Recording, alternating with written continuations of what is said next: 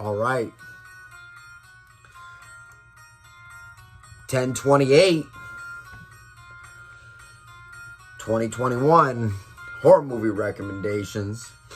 We got some good ones today, so let's get right into it. If you got HBO Max, you want to watch the original, the OG Saw.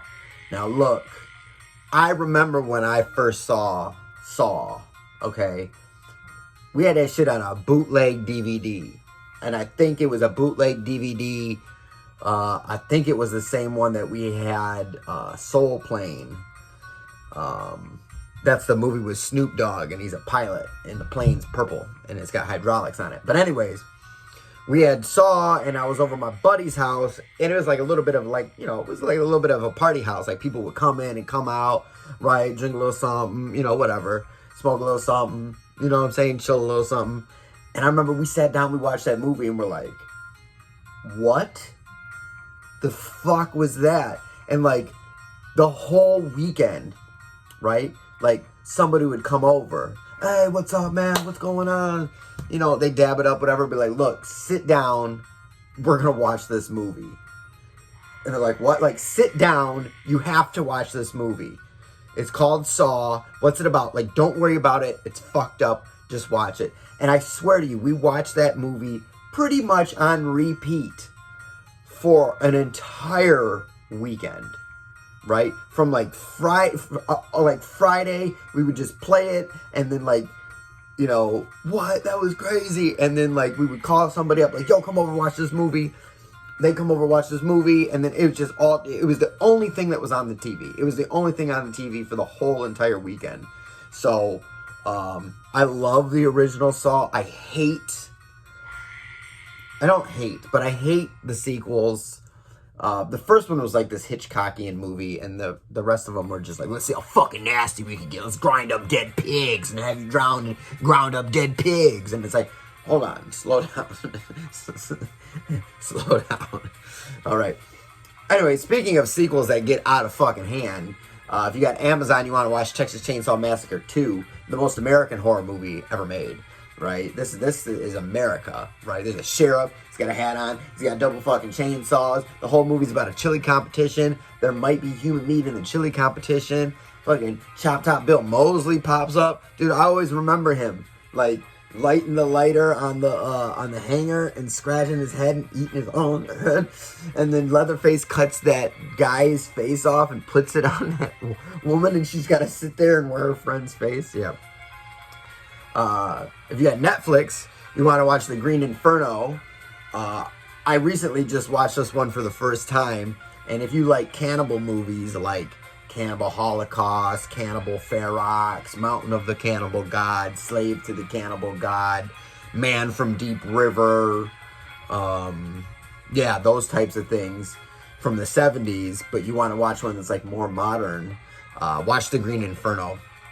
It's really kind of subtle, and it really captures like the vibe of like the 70s cannibal movies, because the 70s cannibal movies weren't ever like horror movies. They're like people doing something and then, oh my god, we're accidentally getting eaten alive. Like that was how they were. And that's how Green Inferno is. Like people are doing something, there's this whole other story going on, and then all of a sudden we're getting eaten alive. Like you really, really could show this to an unsuspecting victim. So this is a good unsuspecting victim horror movie, right?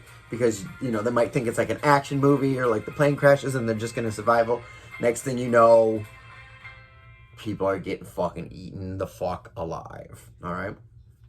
Number one movie you need to watch tonight is on Tubi, and this is Miss 45.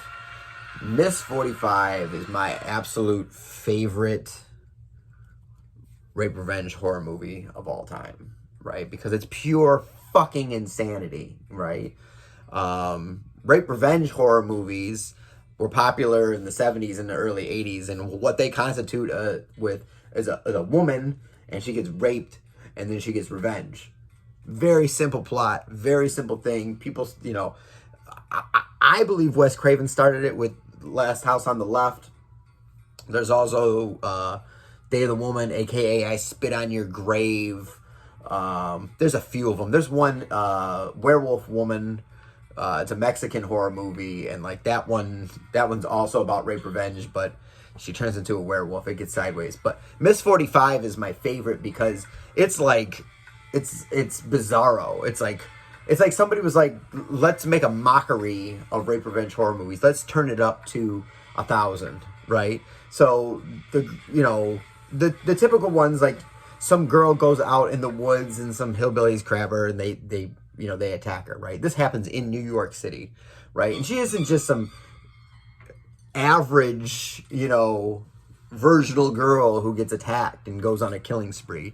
She's a deaf seamstress, right? She's a deaf not just deaf mute. She's a deaf mute seamstress who gets raped twice in one day, right? She's walking home from work where she's in trouble at work because she's not a good seamstress, and she gets raped, and she goes into her apartment, and some guy's in her apartment and rapes her again, right? She ends up killing him, putting him in the refrigerator, and then she gets this thrill from fucking killing people. So she just starts murdering fucking men, right? She just starts like talking to dudes, like, well, she doesn't like talk to dudes. She just like sits by dudes and is like, dudes like, hey baby, what's up? And she's like, boom, fuck you, shoot you right in the face. And some other guy's like, yeah, I'm thinking about leaving my wife, boom. And like some other guy like holds the door open for her. He's like, fucking boom, right in the fucking face.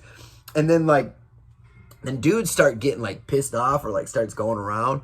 And so she just starts looking for dudes to murder. It's like Death Wish, right?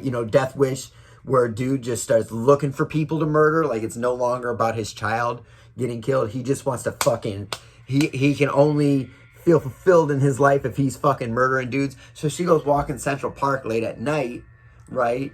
And then she ends up in like this stone circle in the middle of the park. And then all of a sudden she's surrounded by a fucking kung fu fucking gang. Okay, there's a whole gang straight out of the fucking Warriors with fucking nunchucks and sais and fucking samurai fucking throwing stars and shit. And she just blammo, blammo, blammo, just fucking takes out 12 dudes with a fucking 6-bullet fucking revolver. It's fucking wild. And